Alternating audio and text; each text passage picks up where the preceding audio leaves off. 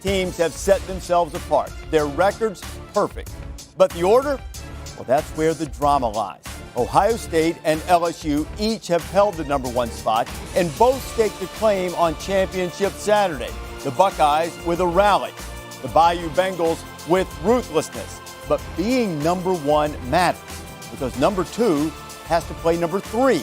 And number 3 almost certainly is going to be Clemson. And playing Clemson seems like a really bad idea right now. I mean, who's staying in step with those guys? And all of this might work together and play right into number 4's hands, likely to be Oklahoma. Overlooked, dismissed, and 3 weeks to seethe about it and prove they belong.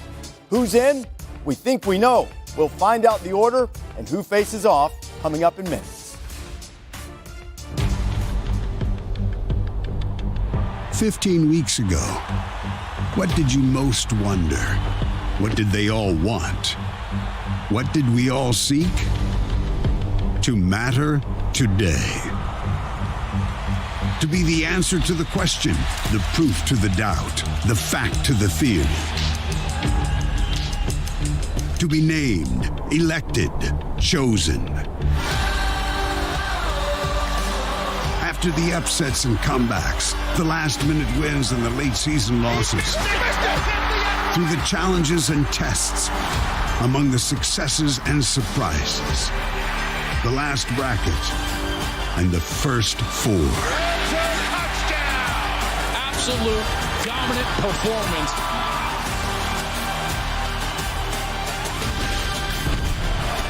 Time to wonder is over. Time to win is now.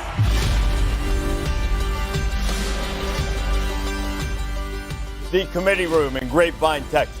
6 sitting ADs, 3 former head coaches, a Hall of Fame player, president of the university, Hall of Fame journalist, and the chief of staff of the United States Army, all answering to Rob Mullins, the chair of the selection committee. They'll have the answers coming. At Clemson, this has become a tradition.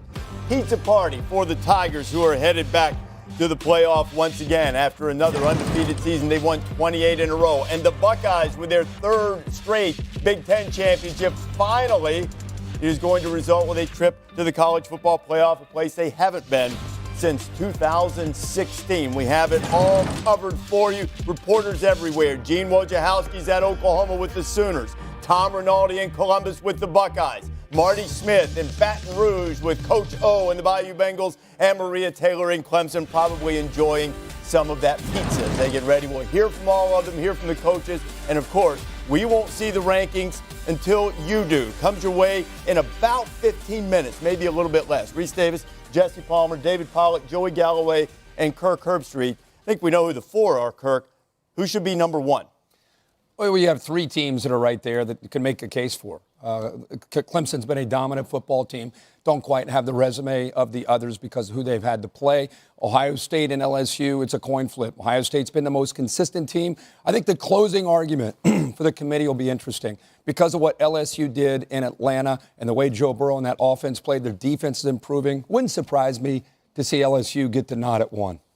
You know what, and you talk about splitting hairs. In this season, we're trying to split a hair 3 different ways. We do really, truly have 3 teams that all of them can make a case for being number 1. But if the committee has moved Ohio State to number 1 2 weeks ago after beating Penn State, and then they add a Michigan team that is a top 15 team, then they add a top 10 Wisconsin team, I can't imagine them not remaining at number 1 when the rankings come out in a few minutes. Are you telling me that's what it should be? I'm telling you that, Reese, because I'm splitting that hair 3 ways, okay. I'm good with any way they Joey, slice it. Joey also has 3 number 1. I like that. I like that answer. Yeah. I have 3 number 1s. My poll had a 3-way tie at number 1. There's 3 Very Canadian, by the way. Split that hair, Paul. I'll actually take a stand on who I think it is. Listen, you can do that, but there's only 2 teams with a resume that's been challenged all year long, and that's LSU and Ohio State. And to me, the whole season, if I'm going to take the whole body of work, I think Ohio State's defense has been consistent. Mm-hmm. They've showed up. They've showed out every single week. I think the resumes are pretty close. I think strength of record's pretty close. Game control's pretty close. So I will take what I saw throughout a whole season, and I would put Ohio State at number one. Listen, it's no slight, but I would put Ohio State at number one. I think Ohio State will be number one. I would put LSU number one. I think it comes down to quality wins. They've got 4 against teams currently in the top 12 right now. Their win at Bama, snapping their 31-game home win streak with Tua, to me, is the best one anybody has had this year. Defense has struggled over 13 games. They are peaking and playing their best football on that side of the ball the last 2 weeks. This is the best offense we've seen, guys, in SEC history. Mm-hmm. Joe Burrow is going to win the Heisman Trophy. They have matchup problems everywhere. They just outscore everybody. So it is splitting hairs. Personally, I would put LSU 1 and Ohio State 2. So would I, and the win at Alabama is a defining thing. I think the one thing that I can guarantee through all of this, I'm not sure that we're going to see anything at number 1 or at number 4 is going to make my friend Kirk get up and walk off the set and surprise. No. This man's surprised. 2 years ago. You're anchored in right here now. And he might be too tired to get up and walk off. It's been a long. The voice is weak over there. Long couple days. Yeah, I saw the Pac-12, the SEC, and the Big Ten all in person. Hot tea with some lemon. We got some hot tea and lemon over here. I'll tell you. Over here, far left. My man's showing some staying power right here, too. See it all right here. Doing Sports Center late last night, too. The reveal is coming up. You'll see just the top 4 teams then. Rest of the top 25 is going to be unveiled somewhere around 3 o'clock Eastern time. Let's get you out across the country. All of the teams that we think we're going to see. You've seen the 4 reporters. Let's now join Gene Wojciechowski in Norman, where the Sooners are trying to. Your Big 12 is the only Power 5 team, Gino, only Power 5 conference that has yet to win a game in the college football playoff. Well, Reese, on October 26th, when Oklahoma went to Kansas State and suffered that devastating upset loss, it seemed like Oklahoma's playoff chances were on life support. They definitely needed some sort of football miracle. So I asked Coach Lincoln Riley how he convinced his team that it still had a chance. We've lived this story before. And we know the quality of league we play in. We knew the quality of team that we had in that locker room, and knew that if we could improve on the things that we need to improve on, coaches, players, everybody, and go on a run, that we could give ourselves that opportunity. And our focus at that point was just, look, if we don't win, we're not going to have a chance anyway. So let's just focus on each week getting better, find a way to win each and every week, and then try to put yourself in position to win the Big 12 championship. And proud of our guys for being able to do that. Well, how is Oklahoma celebrating that likely 4th playoff appearance in the last 5 years? It's 3rd in a row? Well, it's not. This place is a ghost town. The players are off today except for those coming in for treatment, and Coach Lincoln Riley embarked on an almost week-long recruiting trip. But let's go to a place where there is a party, Clemson and Maria Taylor. Well, you're right, Gino. There's certainly a lot going on here at the Clemson football practice facility, as family has already started to gather for that annual pizza party. Now, the Roy bus, it did roll in a little late last night, around 3:45, as the Clemson team returned from their victory in the ACC championship, and that meant a little bit of a later start for the team. 11:45, the meeting started right upstairs, where the team will be watching Selection Sunday, and then afterwards, Dabo Swinney, he will address his team. Obviously, they'll roll out the almost 300 pizza slices that they've had brought in just for this party. And again, we will see Clemson dancing in the playoff and enjoying yet another run to a potential national championship. Now we go to LSU with Marty Smith. Thank you, Maria. Good morning. I flew back to Baton Rouge last evening after the LSU Tigers won the Southeastern Conference Championship, and to a man, regarding the college football playoff, the mantra exactly the same. Anyone, anytime, anywhere. And Joe Burrow said as much to me at the 50-yard line last night, still holding the MVP trophy from that Southeastern Conference Championship game. He said, doesn't matter who we play. Send us to Canada. Tee it up in a gravel lot. We're ready.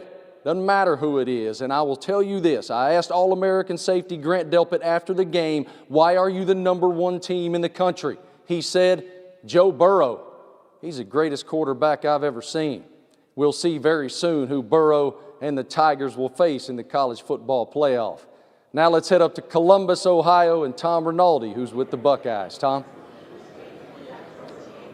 Well, Marty, head coach Ryan Day couldn't have been any more clear. I think we deserve to be #1. Those words he uttered immediately after raising the Big Ten title championship trophy in Indianapolis. The team then made its way back, didn't return here to campus until after 3:30 in the morning, and now have gathered back here starting at about half an hour ago, a full team watch party to see who they will be revealed to be. They believe to a man that they should be number one. If there's not recency bias at play, but the full body of work. Either way, every player here excited for the rankings, Reese, ultimately to be revealed. And Tom, that is coming up in just about 5 minutes. Now, we're taking Clemson out of this because Clemson, in terms of strength of schedule, they're 40-plus spots behind these two. They don't have the number of ranked wins. It has nothing to do with the football judgment. You can easily make the case that Clemson is the best team based on just watching the tape. But it's almost certainly going to come down to these two. You mentioned the game control, the strength of record. LSU has moved to number one in both of those things. How much do those metrics weigh in your favor in terms of making a final decision? Well, I think to me, it's weighing the eye test first when you're clumping these teams together and who you believe are the most dominant, most talented teams. And from there, I think you go to resume. Personally, why I think Ohio State is going to be number one is what they did in the second half in the Big Ten title game, blanking out Wisconsin 27-0. I think that was a bit of a stamp and a final argument to the committee that we are the most dominant team, having beaten a team that was previously ranked number 8. I want to take the other side of that coin then, if you're going to say that. I want to say, well, if I'm an LSU fan, I just curb stomped the number 4 team in the country. I didn't need to wait till the second half. I took care of business. So, some people love stats. I can't stand stats. I hate stats. But if you're watching games, you can tell that both these teams, they're very comparable. Yeah, they're great football teams. So you can say what you want, and you can make a case, and I can go, Joey, that's a great case. Yeah. That's a great case, and I can agree with you. So there is, unfortunately, one of them has to play Clemson. Yeah, that's the problem. Right. And I don't usually look at metrics until we start talking about the committee. And so if the metrics have been in LSU's favor as far as strength of record, strength of schedule, now they have game control in their favor, and the committee still felt that Ohio State was number one, even though those were always in LSU's favor, then I can't imagine what would have changed for this Ohio State team as far as who's this number one team in the entire country. Now, both teams can make an argument for it, and that's why I'm trying to split that down the middle and keep 3 teams there. So you're trying to split it in the middle and then split it again. I don't think we can do that. It's been a long time since we've seen anything like LSU's offense, and it just continues to stick in your mind what Joe Burrow has been able to do with the weapons around him. But I wonder if the committee take into consideration, they had Ohio State 1 coming into this weekend.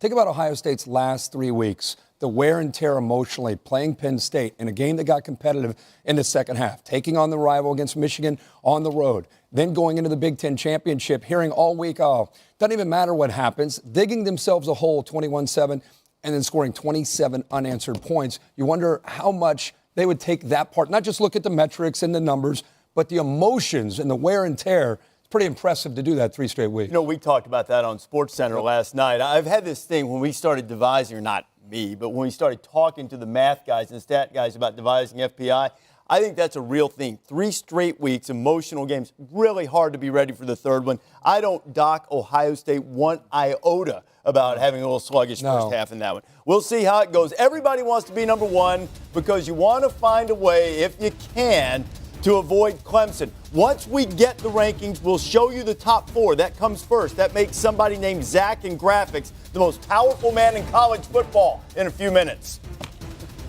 You know, LSU's been an unbelievable team.